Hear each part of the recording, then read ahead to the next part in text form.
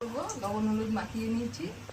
যে আলু আর কাঁঠালের বীজ সিদ্ধ করে নিয়েছি, কাঁঠালের বীজ আর আলুগুলো একটু বেগুন কেটে রেখেছি, এইগুলো দিয়ে রান্না করব। কাঁচা পাকা লঙ্কা আর একটা টমেটো, এটাই দেবো মশলা।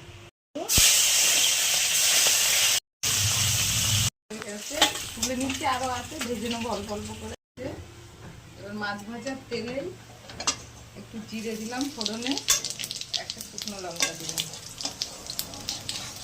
ভেজে নেবো একটু। ভাজা হয়ে গেছে আলু কাঁঠালের বীজগুলো, এবার লবণ হলুদ দিয়ে দেবো। লবণ দিলাম,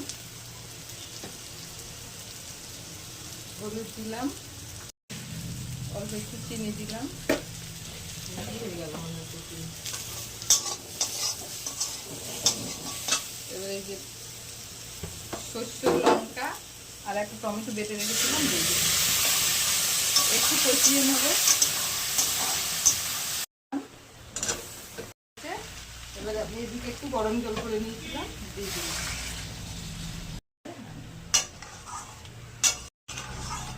এগুলো দিয়ে দিলাম।